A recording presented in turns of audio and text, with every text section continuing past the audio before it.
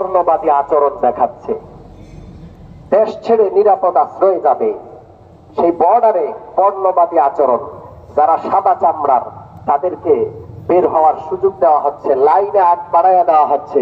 যারা কালো চামড়ার, যারা এশিয়া মহাদেশের সেখানে পড়তে গেছে, বিভিন্ন কারণে গেছে, ওদেরকে সুযোগ দেওয়া হয় না। খাবার যখন বিতরণ করা হয়, দেখে দেখে সাদা চামড়ার মানুষগুলোকে খাবার দেয়, সুযোগ সুবিধা দেয়, কম্বল দেয়, বিভিন্ন রেশন দেয়। কালো চামড়ার মানুষগুলো অথবা এশীয় মানুষগুলোরে ওরা মানুষ বলেও মনে করে না, ওদেরকে পিছনে রেখে দেয়। নাউজুবিল্লাহ। আমিন। মুসলমান, আল্লাহর রাসূলের অভিধানে, ইসলামের অভিধানে বর্ণবাদ বলতে কিচ্ছু নাই। আল্লাহর রাসূল বেলালকে ডাকলেন আর বললেন, আযান দাও। হযরত বেলাল কাবা ঘরের উপরে দাঁড়াইয়া আযান দিলেন। আল্লাহু আকবার, আল্লাহু আকবার। সারা মক্কা নিঃশব্দ আওয়াজ, কোনো শব্দ নাই। সবাই বেলালের আযান শুনছে, বেলালের আযানের দিকে মুগ্ধ হয়ে তাকায় আছে। ওই সমস্ত কাফের দুই চারজন যারা এখনো ভালো করে মুসলমান হয় নাই, যারা বেলালকে মানুষ মনে করতো না, এই রকমের দুই চারজন কাফের, এরা আপসে আলোচনা করছে যে এই দিন দেখার আগে আমার বাপ মরে গেছে, আমি বড় খুশি। আরেকজন জিজ্ঞেস করে, কি দিন দেখার আগে? এই যে কালো কাক। হযরত বেলালের ব্যাপারে মন্তব্য করছে, হযরত বেলাল নাকি কালো কাক। নাউজুবিল্লাহ। ওই কাফের মুশরিকরা বেলালের পায়ের ধুলার যোগ্য না। বেলালের আযান, বেলাল কালো হলে হতে পারে, হাফসি হলে হইতে পারে, মহানবীর আদর্শের একজন সৈনিক। বেলালের আযান আল্লাহর আরশ ভেদ করে আল্লাহ পর্যন্ত পৌঁছে। তাফসীরের কিতাবে লেখা আছে, মক্কার কাফের বা দুর্বল ঈমান যারা দেখা দেখি ঈমান আনছে, এখনো ঈমান তাদের অন্তরে জায়গা করে নাই। তারা বক্তব্য করছে, আমার বাবা মরে গেছে, এই দিন দেখে নাই, আমি বড় খুশি। এই দিন দেখলে আমার বাবা বড় আফসোস করত। আমার মনে হয় এই দিন আসার আগে আমার মৃত্যু হইলে ভালো হইতো।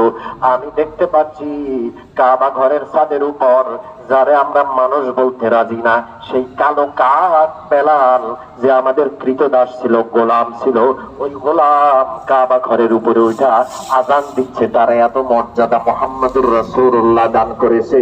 এই দিন দেখার আগে আমাদের মরণ ভালো ছিল না। আউযুবিল্লাহ। বেলালকে যত ছোটই মনে করা হোক, বেলালের দাম আল্লাহর কাছে অনেক বেশি।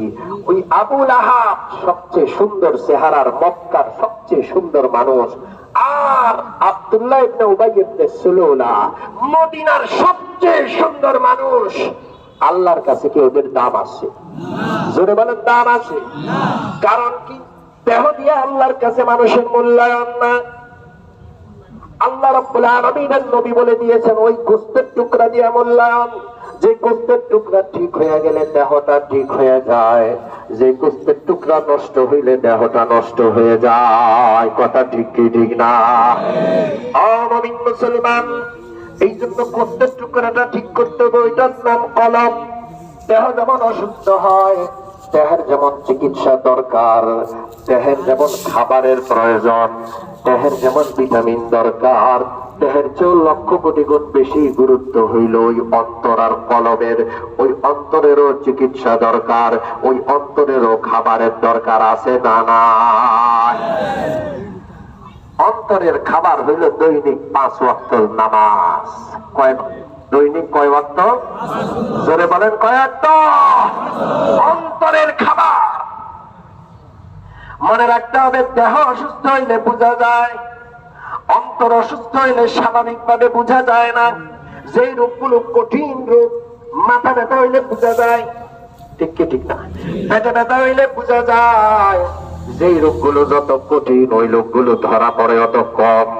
কারো যদি ক্যান্সার হয়, ধরা কিন্তু পড়ে না, ঠিক কি ঠিক না? কারো যদি কিডনি নষ্ট হয়ে যায়, প্রথমে কিন্তু ধরা পড়ে না। কারো যদি হার্টে ব্লক হয়, সাথে সাথে ধরা পড়ে। জোরে বলেন, যেই রোগ যত কঠিন, ওই রোগ ধরা পড়তে অত দেরি হয়। অন্তরের রোগগুলো কঠিন। বেনামাজিদের অন্তর কিন্তু মারাত্মক খারাপ, ঠিক কি ঠিক না? ক্ষমতার মালিক হইতে পারো, টাকা পয়সা অর্থবিত্ত বাড়ি গাড়ির মালিক হইতে পারো, আল্লাহর কসম করে বলছি, তোমার দেহটা হয়তো অনেক সুন্দর, চেহারাটা অনেক সুন্দর, তুমি নামাজ পড়ো না, তোমার অন্তরটা কিন্তু অত্যন্ত কালো। ঠিক কি ঠিক না? এই জন্য দেহের চিকিৎসা দেহের খাবারের মতো, অন্তরের চিকিৎসা অন্তরের খাবার দেওয়ার দরকার আছে না নাই? জোরে বলেন, আছে না নাই?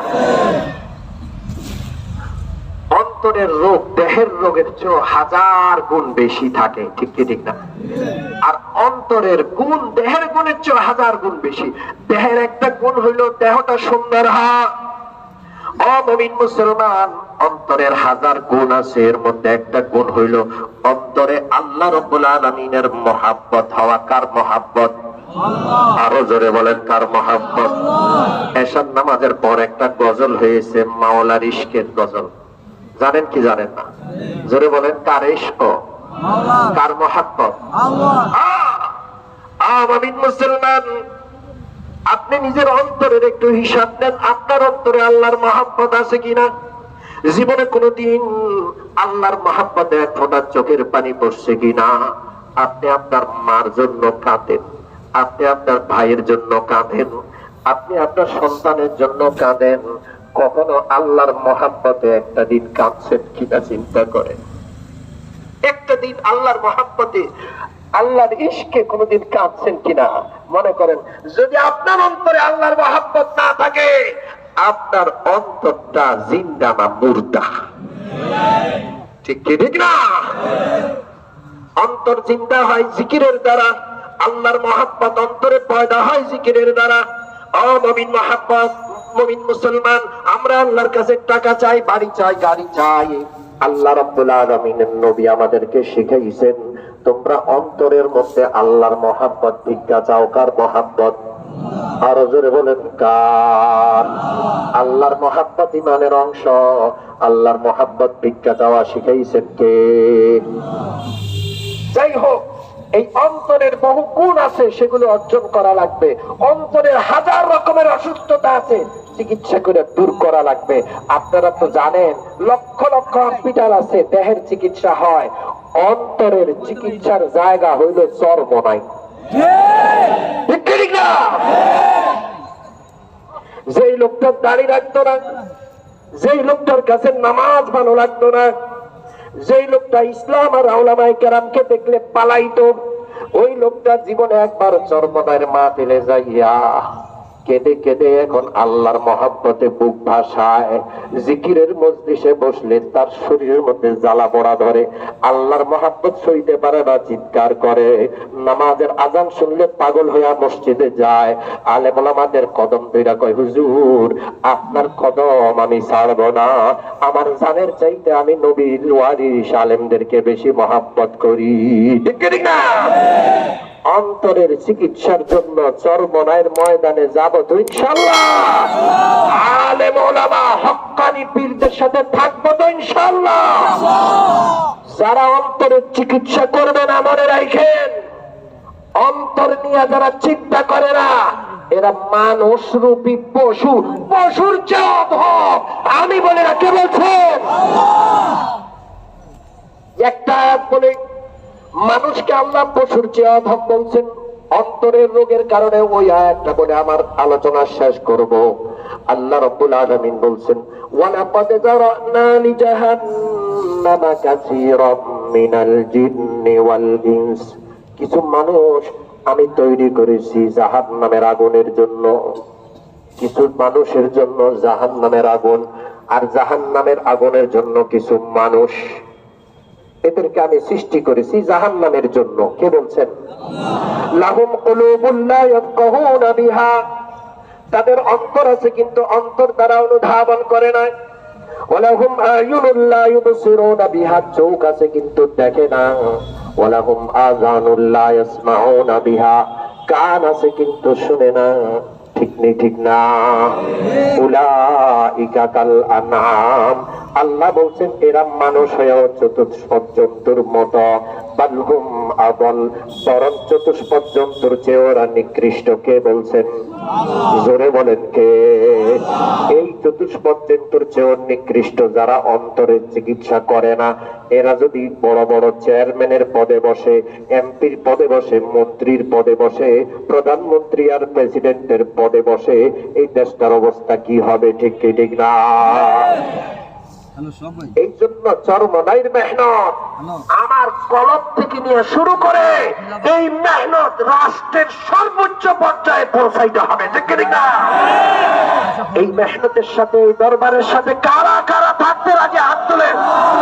নারে তাকবীর, নারে তাকবীর। আল্লাহ তাআলা যেন আমাদেরকে পরিশুদ্ধ অন্তর নসিব করে দেন। আমিন বলেন। ওয়া আখিরু দাওয়ানা আলহামদুলিল্লাহি রাব্বিল আলামিন ওয়া সাল্লাল্লাহু তাআলা আলা খাইরি খালকিহি মুহাম্মাদিন ওয়া আলিহি ওয়া আসহাবিহি আজমাইন।